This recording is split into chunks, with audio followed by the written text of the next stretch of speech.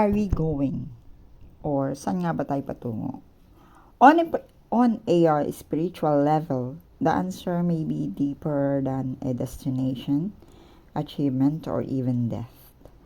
Where are we going spiritually? We are going inward. Life often teaches us to look outward to chase money, success, recognition, relationships, and security. But spiritually, the journey slowly turns us back forward ourselves. We are going from ego to awareness. From I need to prove who I am to I already know my worth. From attachment to freedom. From needing things and people to be a certain way to learning to love without possessing. From fear to faith.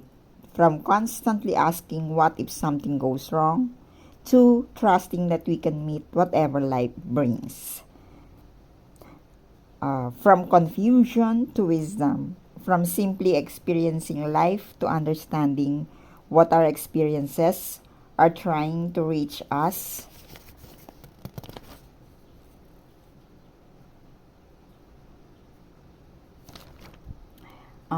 From seeking outside to discovering within.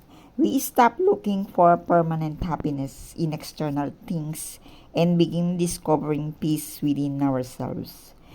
From separation to connection, we begin to see beneath our differences we are all part of the same human experience and form many spiritual traditions connected to something greater than ourselves.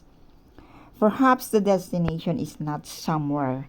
Maybe the spiritual journey is about becoming more awake while we are here. We are not necessarily here to become perfect. We are here to become more conscious, more loving, more compassionate, more peaceful, and more authentic. And perhaps at the deepest level, the questions change from where am I going to who I am becoming along the way. Because the destination may not be a place, the destination may be an awakening.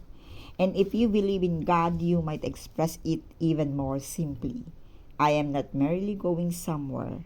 I am being drawn closer to God, closer to truth, and closer to the person I was created to become. Kung itatanong natin saan tayo patungo sa isang spiritual na kahulugan, maaaring mas malalim ang sagot kaysa sa isang destinasyon, tagumpay o maging sa kamatayan. Tayo ang patungo sa ating kalooban. Tayo ay patungo sa ating kalooban within ourselves. Madalas tayong tinuturuan ng buhay na tumingin sa labas, habulin ng pera, tagumpay, pagkilala, relasyon at seguridad. Ngunit sa espiritual na paglalakbay, unti-unti tayong ibinabalik ng buhay sa ating sarili. Tayo ay naglalakbay mula sa ego papuntang kamalayan.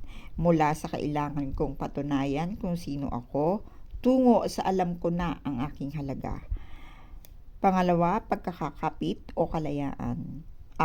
From pagkakakapit to kalayaan, mula sa pagnanais na mga bagay at ang tao ay maging ayon sa gusto natin, tungo sa pagkakatutong magmahal ng hindi nangaangkin. From takot to pananampalataya, mula sa patuloy na pagtatanong na paano kung may mangyaring masama, tungo sa pagtitiwalang kakayanin natin harapin ang anumang dalhin ng buhay. Kaguluhan, mula sa kaguluhan tungo sa karunungan. Mula sa simpleng pagdanas ng buhay tungo sa pag-unawa kung ano ang tinatago sa atin ng bawat karanasan. Itinuturo kung ano ang tinuturo sa atin ng bawat karanasan. From paghahanap ng labas to pagtuklas sa loob. Tumitigil tayo sa paghahanap ng permanenteng kaligayahan sa mga panlabas na bagay at natutuklasan natin na ang tunay na kapayapaan ay maaari nating simulan sa loob ng ating sarili. Pagkakahiwalay at tungo sa pagkakaugnay, unti-unti nating nahihila o nakikita na sa kabila ng ating mga pagkakaiba, pare-pareho tayong nakakaranas ng buhay. At para sa maraming espiritual na paniniwala,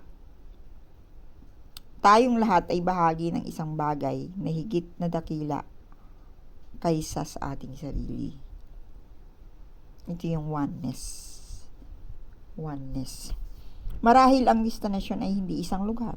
Ang espiritual na paglalakbay ay maaaring tungkol sa pagiging higit na mulat habang tayo ay nabubuhay. Hindi tayo kailangan maging perpekto, tayo ay narito upang maging mas mulat, mas mapagmahal, mas mahabagin, mas payapa, at mas tunay sa ating sarili. At marahil sa pinakamalalim na antas, nagbabago ang tanong mula sa saan ako patungo, tungo sa sino ang unti-unti kong nagiging habang naglalakbay ako. Ito yung what are you becoming? Dahil maaaring ang destinasyon ay hindi isang lugar, ang destinasyon ay maaaring paggising ng kamalayan, o yung consciousness o yung awareness. At kung naniniwala tayo sa Diyos, maaari natin itong sabihin ng mas simple. Hindi lamang ako patungo sa isang lugar. Ako ay unti-unting ilalapit sa Diyos, sa katotohanan at sa taong nilikha akong maging.